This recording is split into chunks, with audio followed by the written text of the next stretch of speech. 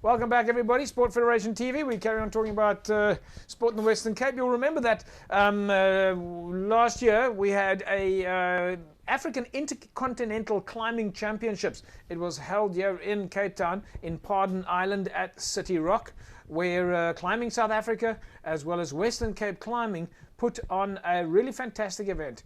And of course, this was an Olympic qualifier. They sent us a small video of the event on the day, and we thought we would run that for you.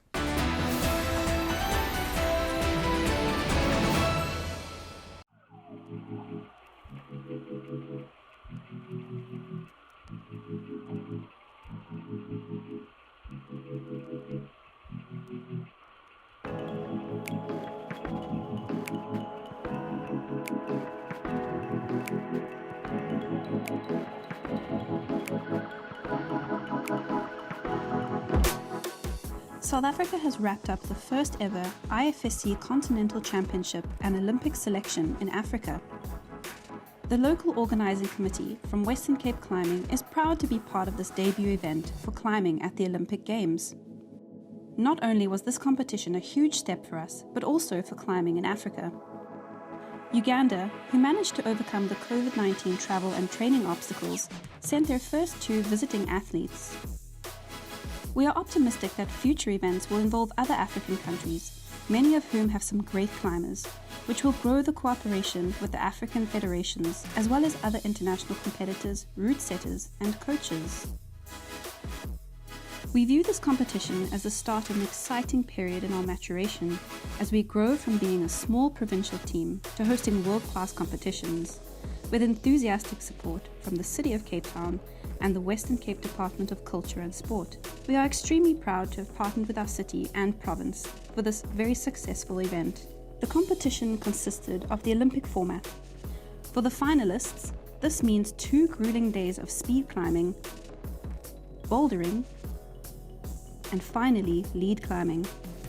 With COVID-19 regulations constraining the athletes' ability to train and travel freely, sport competitions curtailed and certainly gave us its fair share of challenges. Lockdown regulations initially prevented any form of training outside of a climber's home. Even climbing at local crags and boulders was prohibited. This really affected the athletes' training and motivation. But eventually the gyms were able to open for training, and most of the athletes enthusiastically returned to their usual routine. To ensure the credibility of the competition, we had to make sure that international IFSC members could attend. Luckily, we were able to arrange for an international route setter and technical delegate to travel from the UK. From the IFSC's perspective, we hope this is the start of a long journey in Africa. And we can have a World Cup maybe in 2 or 3 years' time in South Africa. This would be amazing. I mean, times like this, getting sponsors and support is critical. And we really chuffed that the relationship that Western Cape have got with Cape Town is able to get support from the City of Cape Town and the Western Province. There's a heartbeat in this place. You can feel people, the excitement, you can feel the trepidation, you can hear the heartbeat of the athletes. They all want that one spot.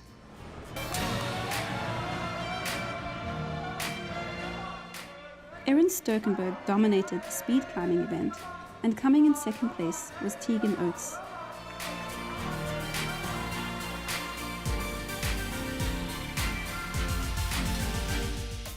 What we really want is to have a lot of different style. So like that we can test the climber, but also it gives a chance to someone that maybe is a really good climber, but maybe is not so powerful, to express himself, but also someone who's powerful and maybe not good on a slab to express himself as well, and it keeps it open.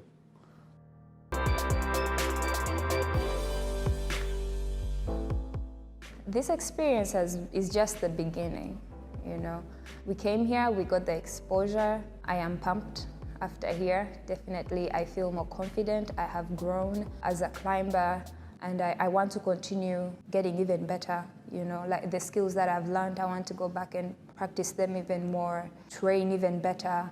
So I think it's been critical as the pioneers of the first team from Uganda.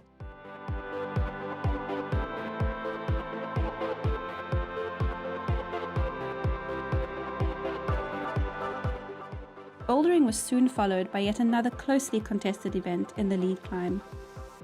Both Erin and Georgiana topped the route.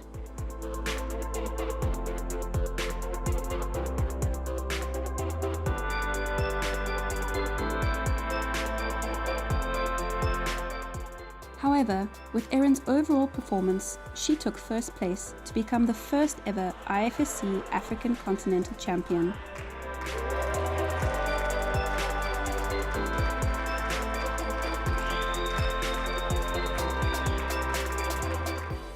I think for me, speed was the most scary and hard to not panic. I think because especially knockouts, you fall, that's it. You can't win anymore. I went up to Joburg 3 weekends ago to do speed because we don't have a speed wall in KZN. So that's how I trained for speed. And then lead and boulder. Lead, I mainly just climb outside as training, and obviously endurance in the gym. And boulder, yeah, a lot of comp simulations I've been doing. And I also try to work on a lot of the mental side because I think that's a really big part of it.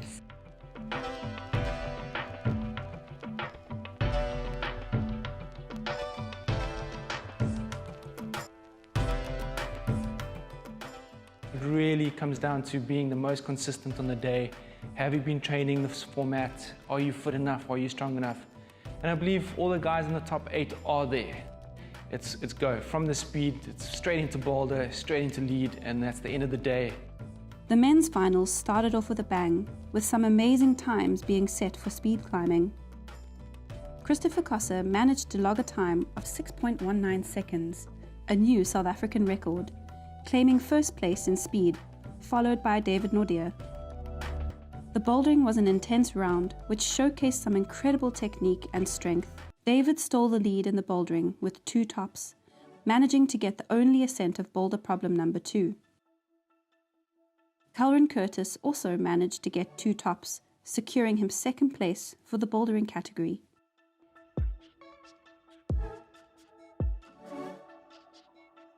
The final discipline of the day, lead climbing, started off with much excitement.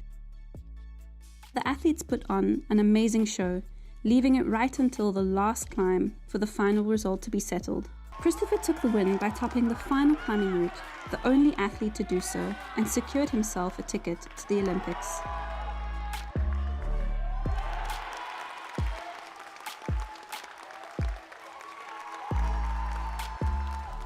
I think the biggest hinder to my training has been COVID.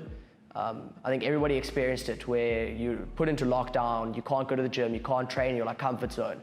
So I was super fortunate to be able to train at home, ready to push myself. So I feel like I came out of lockdown stronger than when I went into it. The speed was probably my biggest nerve for today. So I was really psyched. That was probably my most, the point of relief in my day when I won that first race. If I didn't win it, I would have not won.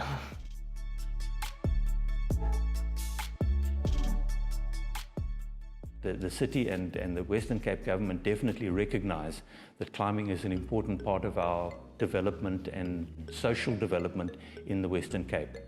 Foreigners can come here very easily with great tourism facilities and what have you, and the city has bought into that in an amazing way. They've really come to the party in terms of supporting us for this competition. This African Continental has been a remarkable experience for both us as administrators and the athletes. It has been an event with many firsts.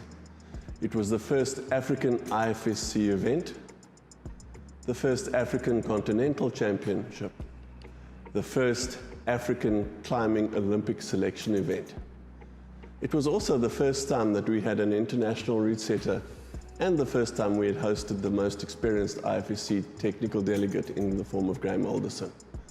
Some of the other firsts were the fact that the championship was the first African climbing event that has been live streamed to the rest of the world, and the first time we've received funding from our main sponsor, the City of Cape Town. The City of Cape Town and the Department of Culture and Sport have also supported us in a huge way, both financially and strategically, and we will definitely be knocking on their doors on an annual basis to go bigger and better. The IFSC has been a tremendous source of support for us as a local organising committee, and we are proud to be associated with such a great team. Graham Alderson, the technical delegate, and Jan Ganu, the head route setter, shared their knowledge, dedication, and passion for the sport to all our local event organisers. We have all grown in knowledge and ability in the course of this competition, and I'm sure that we will go from strength to strength and attain the prize of an annual IFSC Boulder World Cup in Cape Town.